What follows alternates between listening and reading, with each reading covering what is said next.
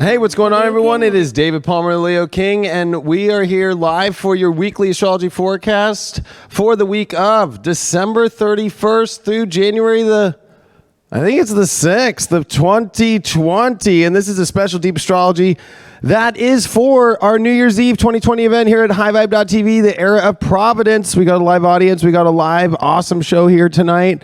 We got a lot of different speakers, and I am super excited to bring in this new year with a deep astrology to you all out there in YouTube world, High Vibe world, and anywhere in the world that anybody wants to watch this. If you never watched the show before, this is where I am going to channel the horoscope for you for the week, and then we're going to go deep into the charts, which is brought to you by Astro Gold, which you can get on iOS, Android, or any of your Mac devices. If you do have a PC, make sure that you check out Solar Fire.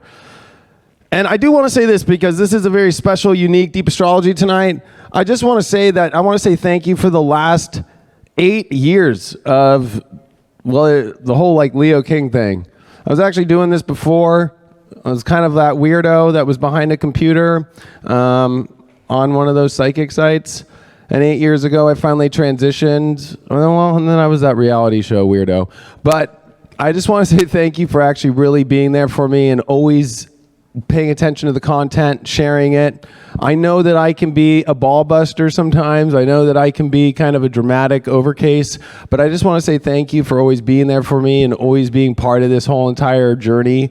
And, you know, Deep Astrology's evolved from the uncut to the daily to so many different shows, but this show is always going to hybrid. I'm just going to say that. Like, in everything that the astrology that I do is always just going to keep evolving. I don't ever want to stay in the same place or sit in front of my laptop doing it. I always want to try and find some cool new thing.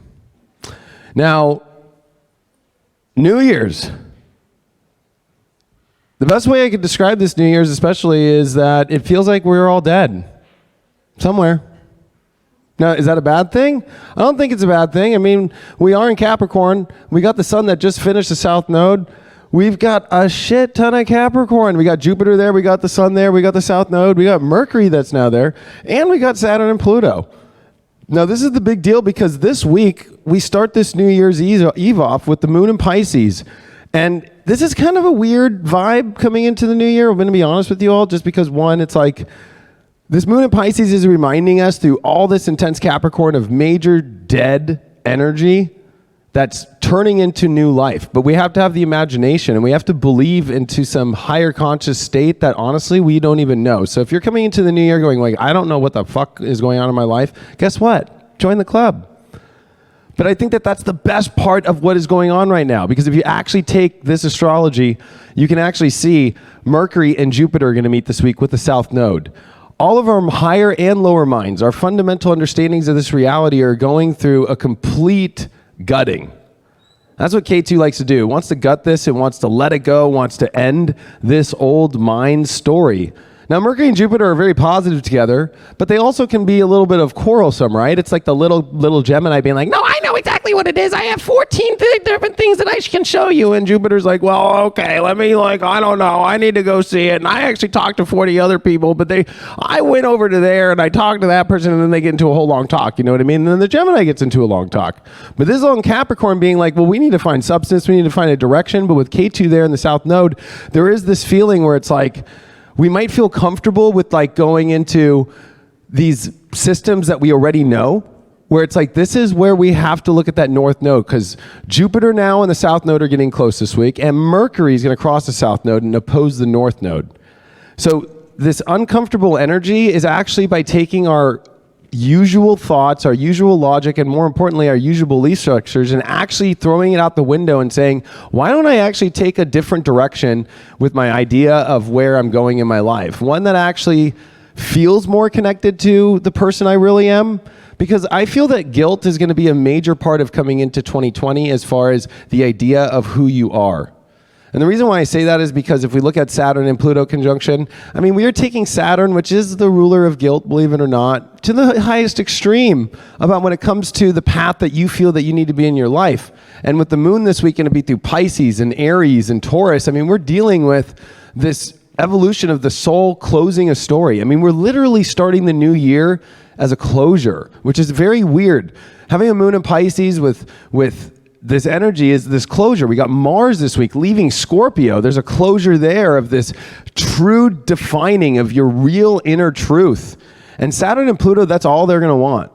Like Saturn and Pluto aren't going to mess around. Like they're going to be 100% like, I cannot be in a place where I do not feel like this is my truth and my true path. Because you're going to go through a shit show. Not only in 2020 itself, but just this week. The choices are becoming extreme every second, I've been saying, and that is because we are within a degree away of Saturn and Pluto conjunction. And this week, the moon in Aries is going to square all this Capricorn. Now, that's going to be pretty difficult, I'm going to be honest with you, because with Mars coming into Sagittarius while the moon is in Aries, we have to have that fire and courage in our direction, our strength, and our emotion and go with that. But it's coming into a reality check. Like you're not going to get that fire, that excitement in your life if you're literally in a reality that just shitty or is just not in alignment with who you really are. But for those that are, this is a moment where it's like you can go build the Lincoln log set for the person that you really are. And I think that is the most exciting part about this time. But you cannot be afraid because this is going to be a time of fear coming into this new year with this Mercury, Jupiter trying to figure out this storm of the reality. And with South Node there, it's like, yeah, Jupiter's trying to show you and be the great guru and be the great, teacher with Mercury and be like, the message is that maybe these old traditions of how I believe that life should look and how it should be operated, it's an illusion. It's an illusion of where is my real emotional substance independently first. And that's what 2020 is ironic because having 2020 is weird, right? 2020, there is this thing about this duality of people in alignment, but we cannot align with people and we cannot align with energies if we're not in our true full self. So it's like you can be aligned, but you can be aligned with something that's really crappy.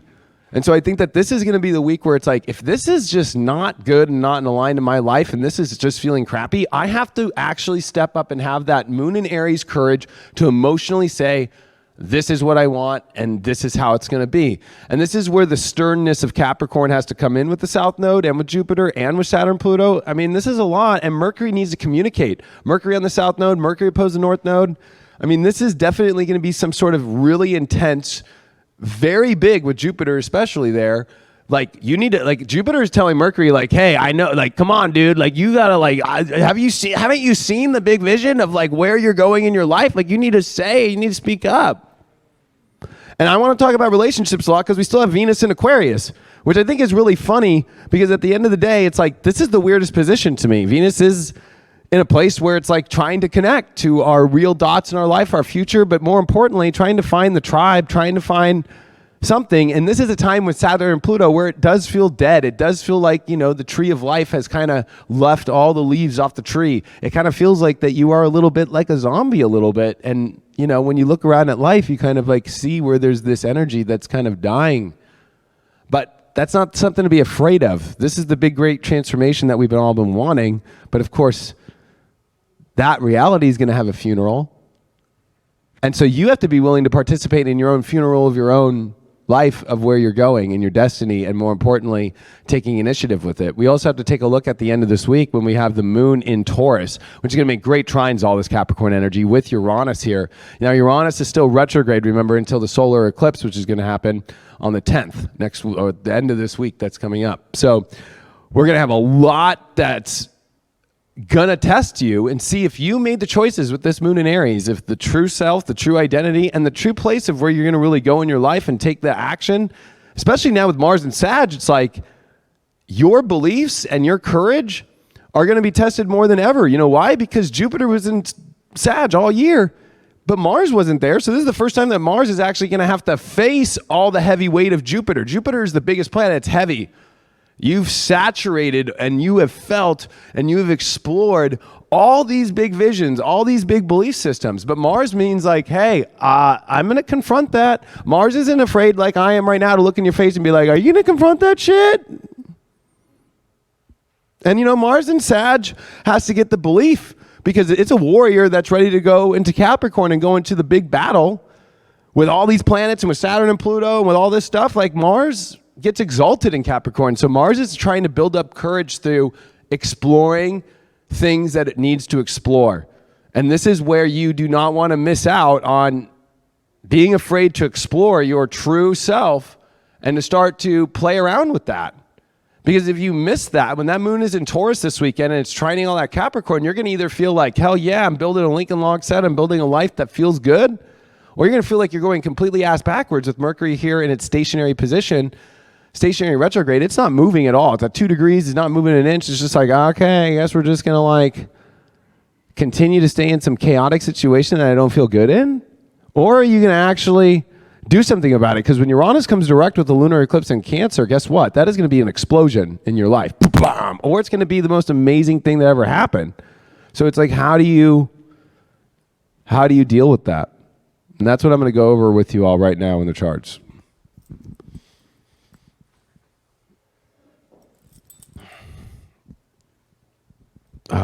New Year's Eve. Oh, it's so funny. I have this for 12 p.m.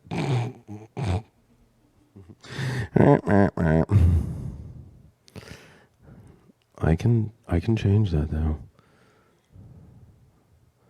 There we go. I was wondering, I'm like, man, the sun's gonna be up high on New Year's Eve? Wow. Well, that would be a new one. All right. And I really want to look at this New Year's chart because New Year's charts are always important to take a look at for understanding where the year is going to be going. Now, of course, it's different for each part of the planet, right? So already it's New Year's on the other side of the world. But I think that it's going to be extremely imperative for people to realize that this is going to be something to pay attention to very extremely. Okay, here we are. There we are. Okay.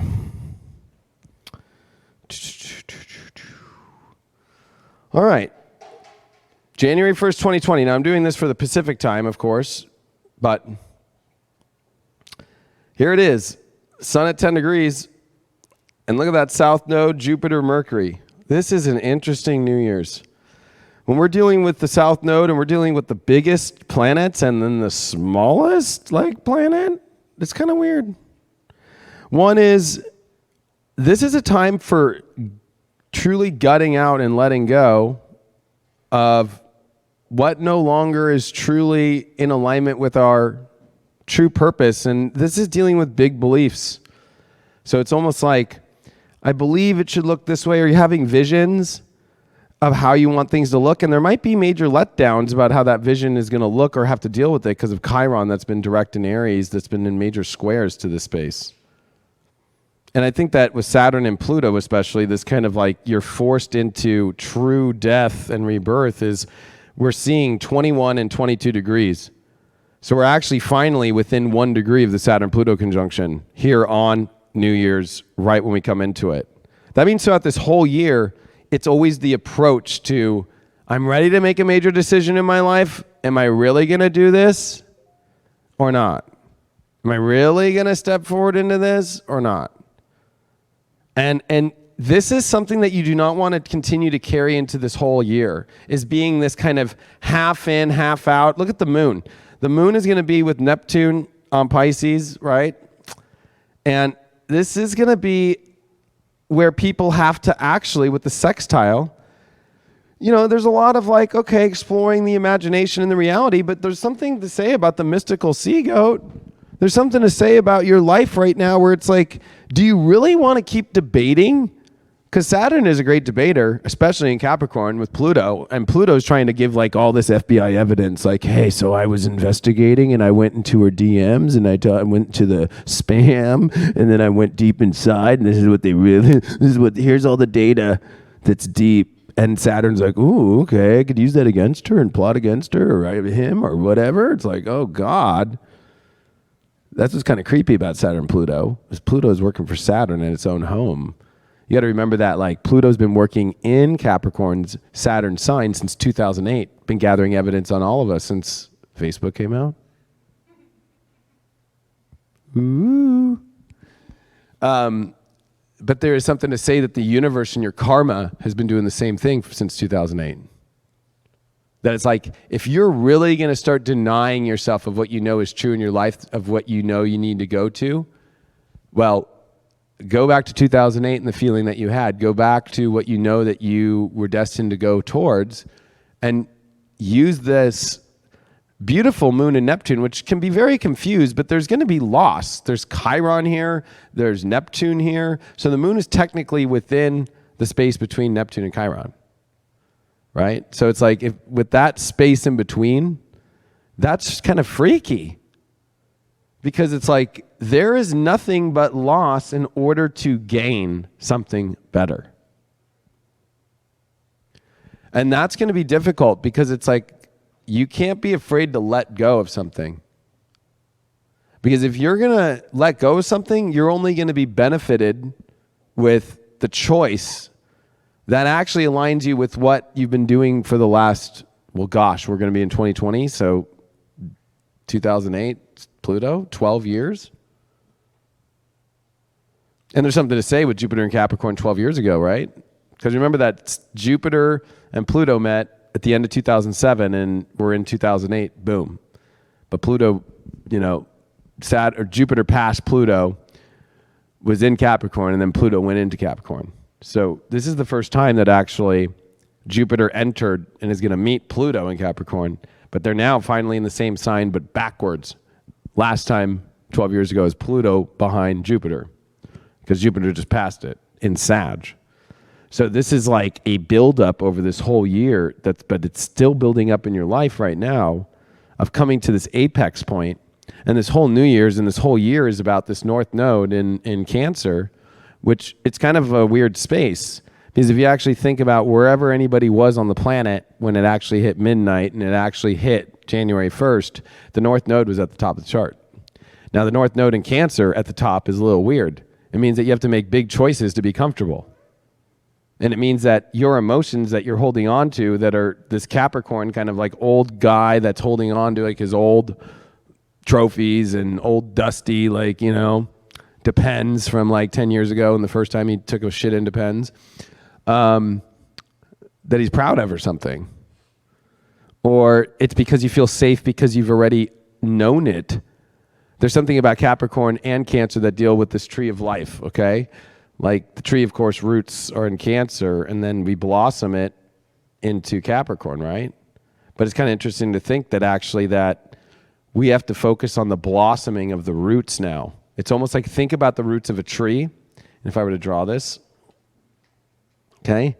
So we're used to seeing a tree and the roots, and then we get like a tree of life. And I don't know, there's buds.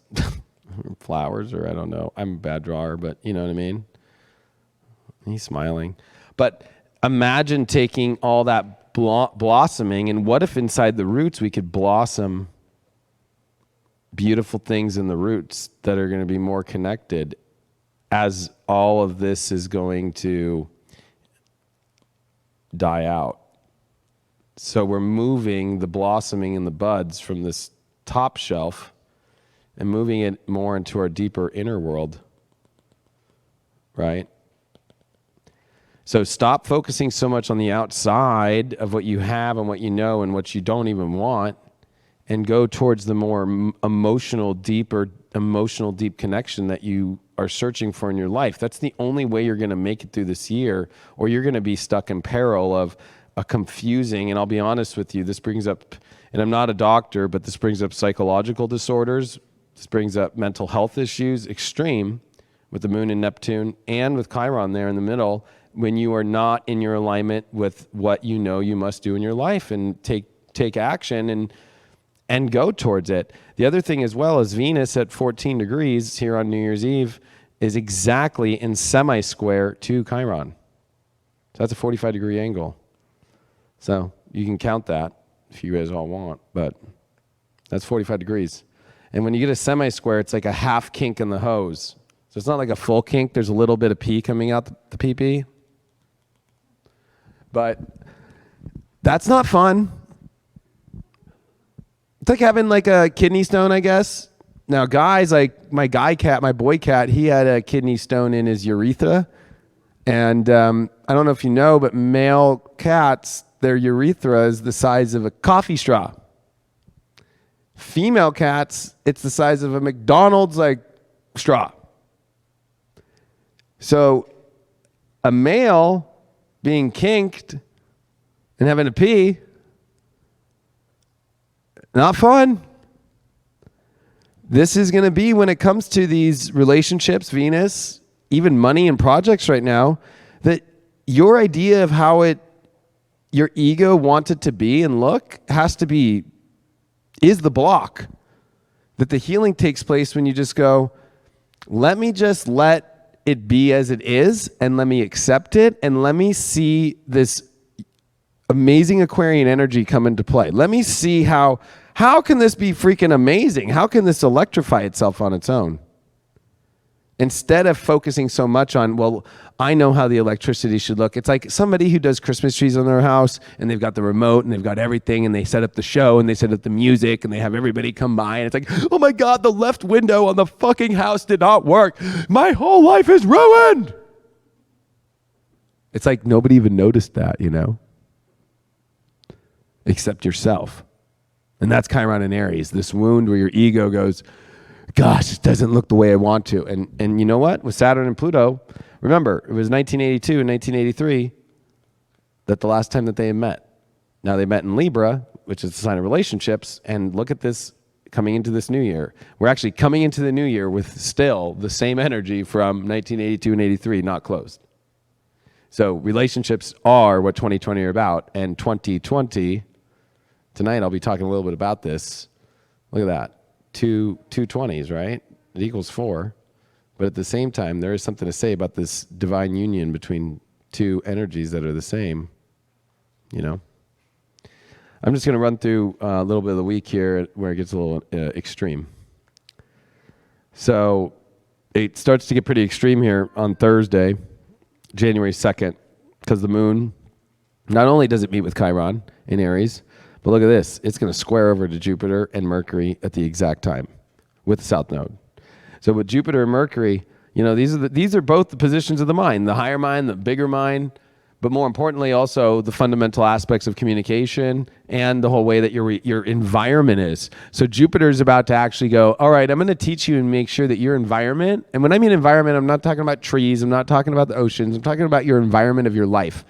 The way that you look at your world that's around you, your house, the routine you're in, as far as you drive to that store, that's your favorite gas station because he gives the cigarettes cheap.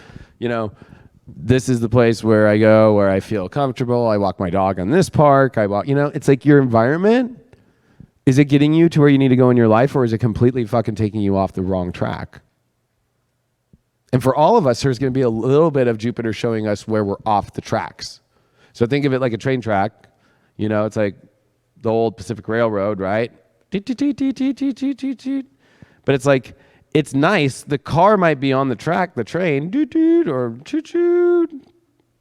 okay? Might be on tracks, but where are those tracks going? Are those tracks going over into a cliff? Or are those tracks actually going to make a big turn? I don't know if you ever remember, I don't know, I'm obsessed with the Old West just because I was in the Old West in an old past life. And I loved Westerns when I was young. I don't know what it was. But I don't know if you remember watching or you don't even need to watch a Western, but if you've ever been by a train, they used to rely extremely heavily when a track would come and there would be a split of the tracks, okay? And then in that track split, there was always a lever, right? And it would determine if you went this way or that way. And so this is a lever that is coming into our lives right now extremely for this new year and 2020 of the path and where everybody's going or not. You're either going this way or you're going that way, and there's going to be extreme losses as far as like when you go this way, there's a whole world ending. There's a bunch of people associated with that with Venus and Aquarius. There's a whole environment of the way that you were because you have to go maybe this way. And that's going to gain all these people in this energy. So that's where the guilt comes in, is there's no way to escape the guilt. You're going to leave somebody behind some way. You're going to make somebody feel bad. You're going to make some situation in your life. You're going to make something in your life is going to feel like, well, I went this direction and I had to let go of all this shit. No matter which you go, because we're at a place to where the tracks now have to make their split.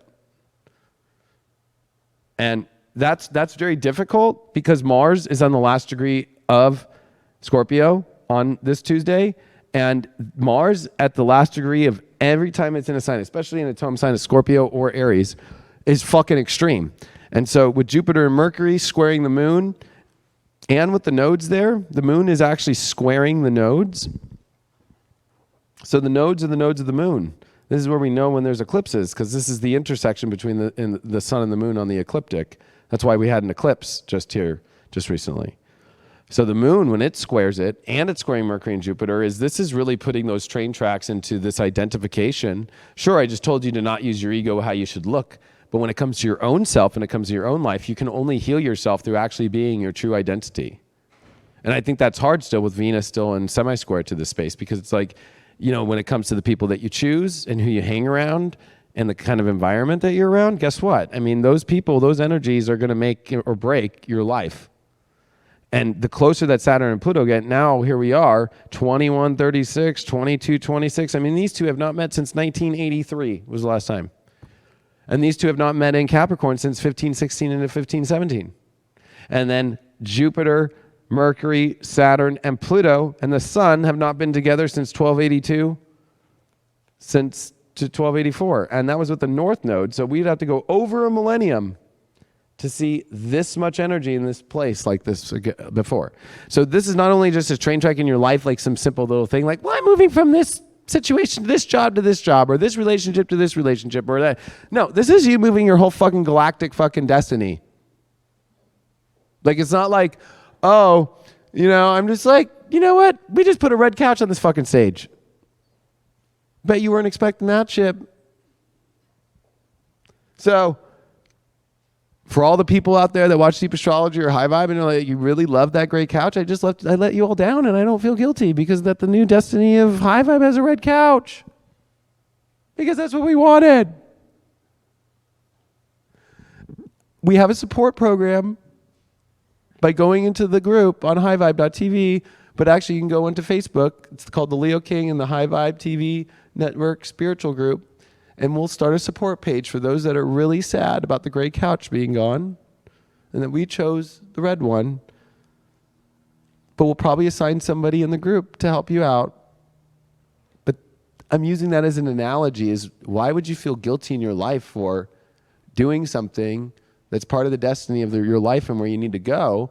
Venus and Aquarius can get really lost in servicing people. Like, it's like, yeah, I'll do an oil change for you. No, you don't need to pay it. It's like, I only have like 8 quarts of oil. And it's like, oh, it's a truck. It takes 10. I'm fucked. And what happens when the line starts popping up? And you just told everybody, like, I got you. There seems to be this notion of us overextending ourselves, and this is where Capricorn is trying to restrict. You're overextending yourself off of your train track of your actual destiny. And pulling back in to only what really deeply matters in your life and where you're going in your life. And that moon in Aries is going to be frustrated and pissed. Because that Mars, remember, the dispositor as well. Like, Mars would rather be in Aries and the moon would not want to be in Scorpio. But Mars doesn't mind being in Scorpio because it's home there too. So the moon's not happy. The moon's like, damn it, Mars is at least at home. I'm here in Aries and I wouldn't want to be in Scorpio and switch, so I guess I'd be happier here. But there is anger, or there is abrupt action, because Mars in Aries is a force to be reckoned with, or moon in Aries, anything Aries, especially with Chiron at the 0 point, right? The 1st degree. This is the start of astrology. This is the start of your life. And so there's this wound that you need to rip the Band-Aid off to start your life finally. You can't keep bandaging these really Neptunian 12th house situations that are subconsciously like you're afraid to let it go. so you can move on. And this moon is going to demand emotionally that you confront your belief systems, what you're seeing in your head, what you are aware of, and what major decisions that you need to do right after the new year starts. So this is not going to be a new year and then it's going to be like, well, I guess in a couple weeks the new year will start. Maybe February, maybe March, I can wait.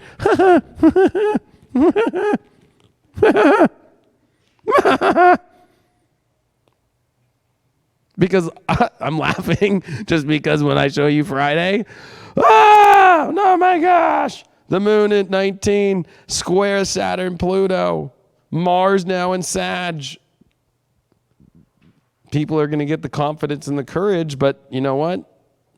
There's a liberation with Sag, because Mars, when it leaves Scorpio, there's the rising, of the Phoenix, right? So it's like, but Mars and Sag now is like, oh my gosh, there's no other Sag. I thought Jupiter was here. I thought Venus just conjuncted like a month ago. Like, wasn't there all this great shit going on? Yeah, there was a party in Sag and it ended.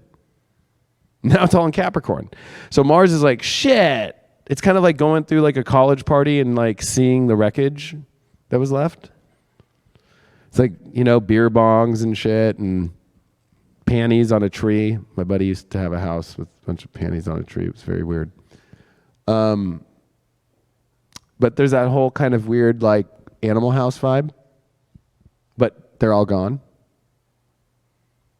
So it's almost like Mars is trying to catch up to what it missed out on. And what did it miss out on? Expanding into the life that you really want. Because I think that everybody saw the vision with Jupiter, Venus. I know people saw the vision. And Mars isn't looking too forward to going to the South Node. If you guys remember July, well, actually we can do June, July, and August of 2018. I don't know if you remember that in your life. That was Mars with the South Node in retrograde. So last time that Mars met with the South Node was in a retrograde. And Mars in the South Node is the energy of the loser, because Mars loses the war with the South Node. And so you have a chance right now in your life before things get pretty gnarly here in the next week, especially with the lunar eclipse and then Saturn-Pluto meeting with the Sun and Mercury, to not feel like you're going to miss out on anything anymore and catch up to this party. That's what Mars is trying to do. It's trying to catch up, but it also realizes like, I might lose. But I think that this has to deal with the beliefs, because if we actually take a look when this is all going on, look at Jupiter in the South Node now. They're within a degree, and we have Mercury that's just past that South Node, and it's exactly on it, and that's going to be exactly in opposition. And at the same time as well, you got to remember that this is going to be a major moment, not for my father to keep trying to call me in the middle of doing deep astrology. I'm live with a lot of people around the world and an audience full of people. Aquarius Father, Happy New Year. I love you, and I will call you later, and I'm being an asshole. Love you, bye. So, see, that's Capricornish.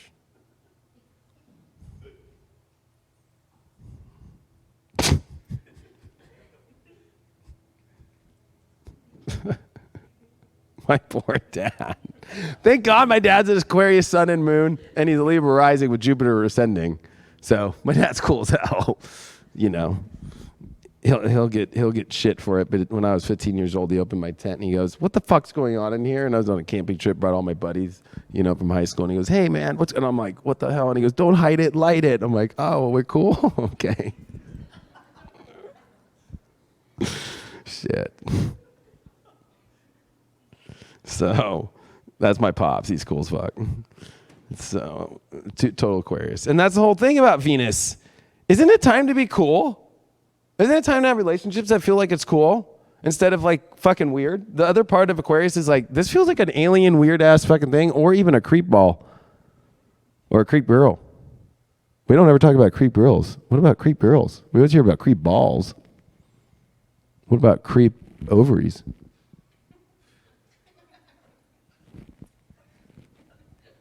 Wonder what those are like.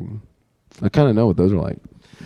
And so the moon, though, is going to be aspecting Venus. That's the only thing the moon's going to get some love from here is Venus. And it's going to be about connecting to some new future. It's going to realize that reality is a hard place, but the future is where to go. So 2020 is almost like demanding us right away as we step into it. Like, we must do this now. Saturn and Pluto are there. Mars is in Sag trying to catch up to the party that was had. And it knows the energy from 2018 and the lunar eclipse that was on July 27th of 2018 with the Mars retrograde. That was a lunar eclipse in Aquarius. It was intense. Mars is heading towards that space again of the South Node. It's like, it has PTSD, that you're afraid that you're going to repeat shit that happened from July of 2018 into August. And I'm here to tell you it's not going to happen. But I am here to tell you, like, you would be an idiot if you missed out because you're going to be afraid because you think that there's similar vibes. There's going to be a lot of similarities around the energy of what you were going through in your life in 2018, especially in the summer.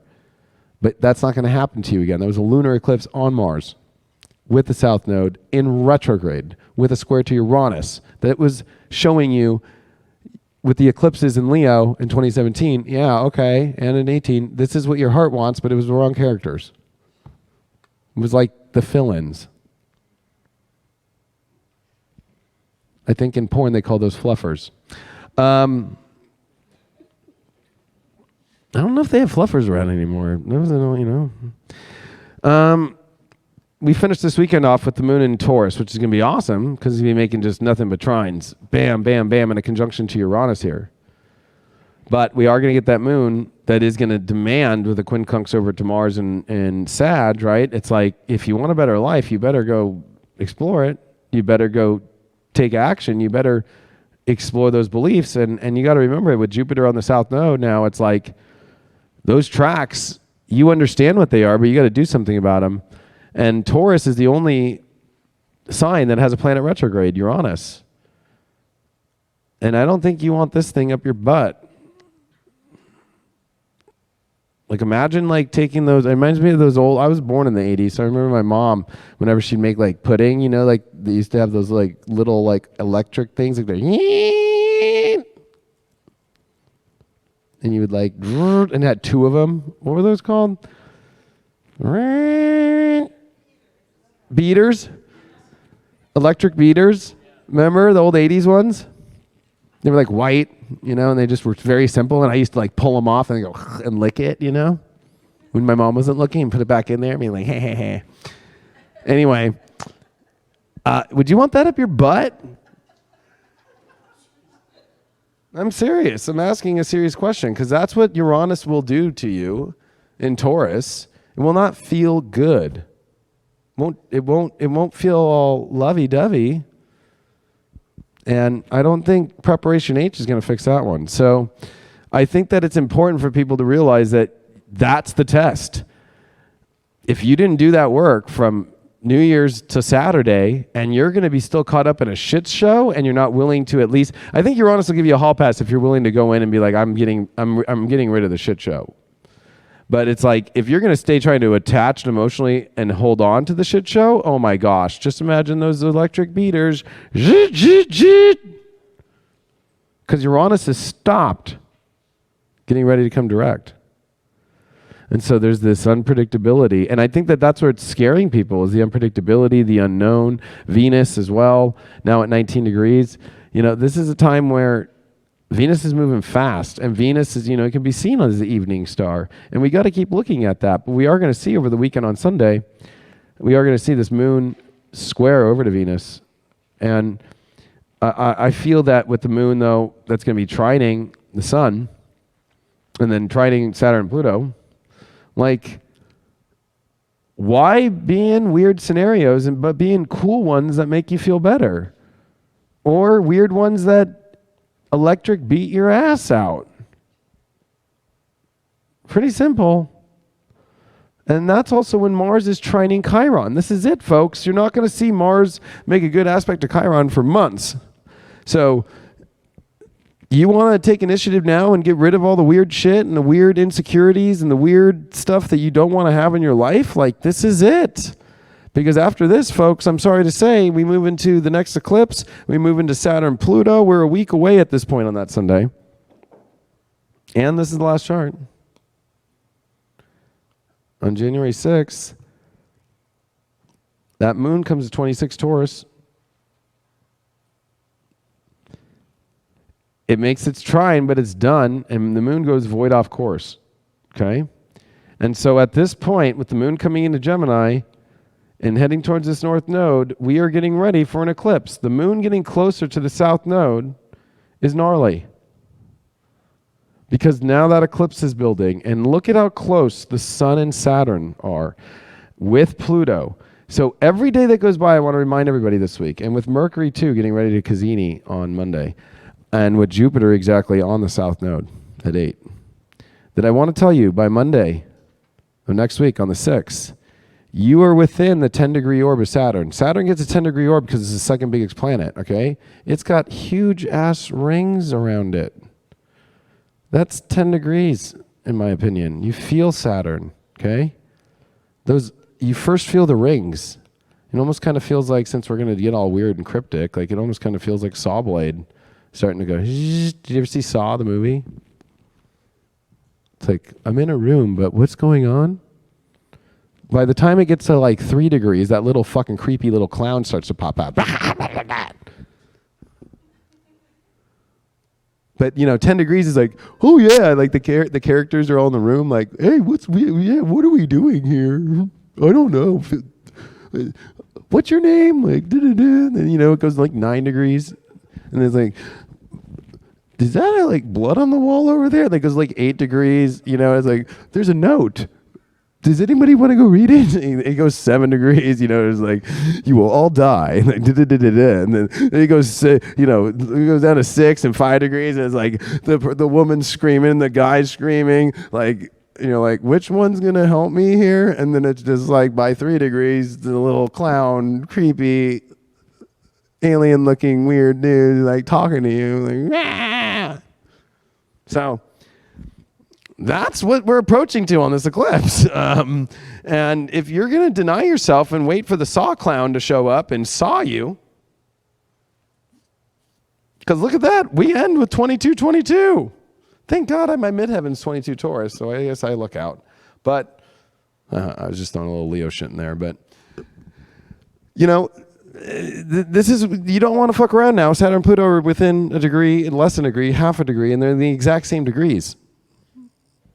And there's an eclipse building, and the moon is void on Monday. And so this void moon is like the last hope, because Mars is already done with Chiron.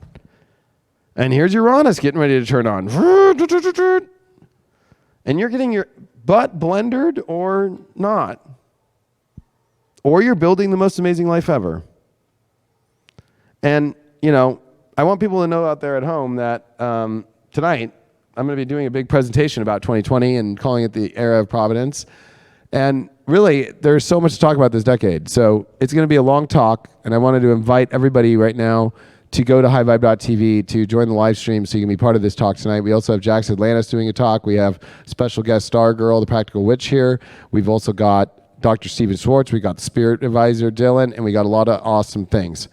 So you can go to highvibe.tv right now and click up on the Watch Event tab for 2020 and get the live stream and watch with us live. We also have a chat room on the website as well, so you can be part of the Q&A with Stargirl or just be throwing questions in at the same time.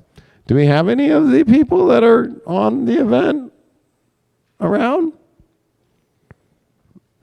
Or was that not gathered?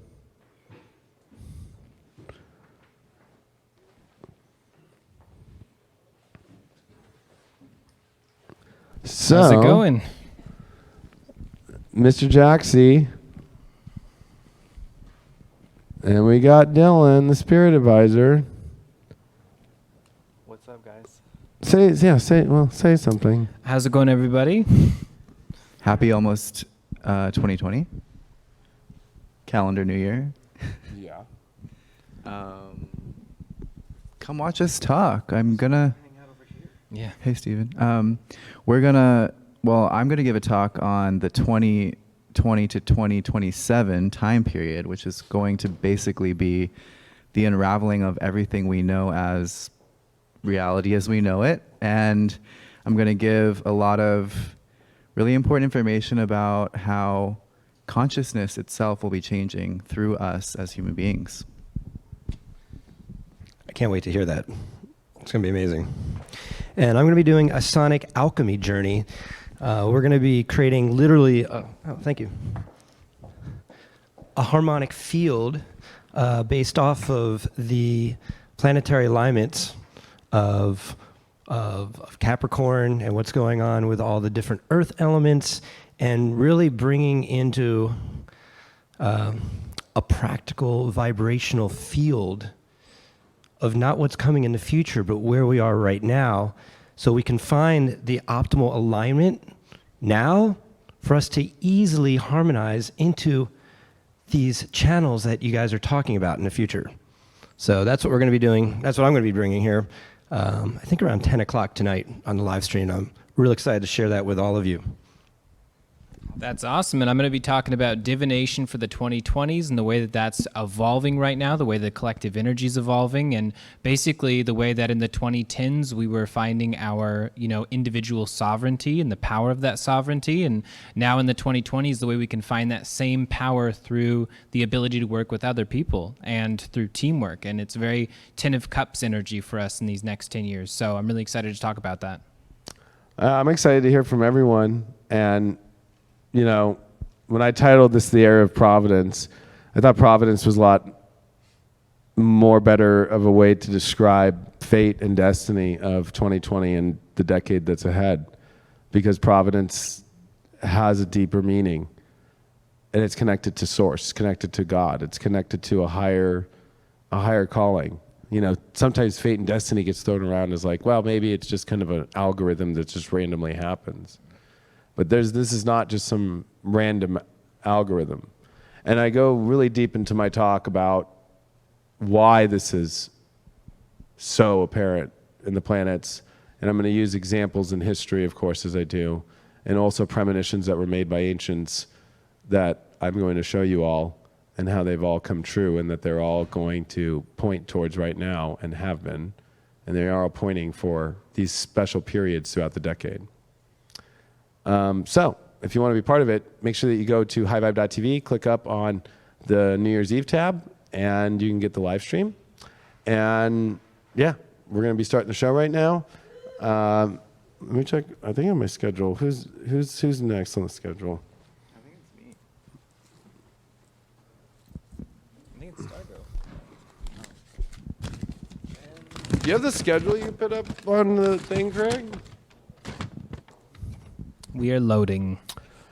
Oh, yeah. So Stargirl is going to be up here. I'm going to be doing an interview with her and a Q&A, and then there'll be a break, and then it's going to go into Dylan, and then it's going to go into my presentation, and then it's going to go into Jack's, and then it's going to go into a dinner, and then there's going to be The Rocks, and then I'm going to finish my talk, and then Stargirl and I are going to do a Astrology Tarot talk, and then Dr. Steven Swartz is going to do his show.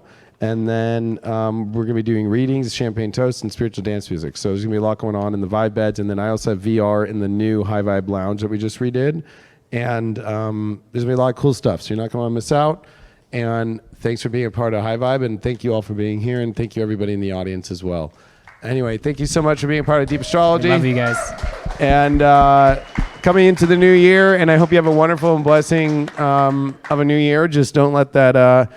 electric beater from 1982 and 83 go up your butt, and make sure it's not on high. And I don't think I want to lick it like my mom used to make that beautiful. My mom didn't make instant, you know what I mean? My mom used to cook the pudding, Jell-O. Instant pudding, I bet you it does. That vanilla shit was bomb when you put it in the fridge, and then the top layer, I don't think you want that in another form, if you know what I mean. So, love you all very much. We'll see you on the live stream, and thank you so much. Thank you.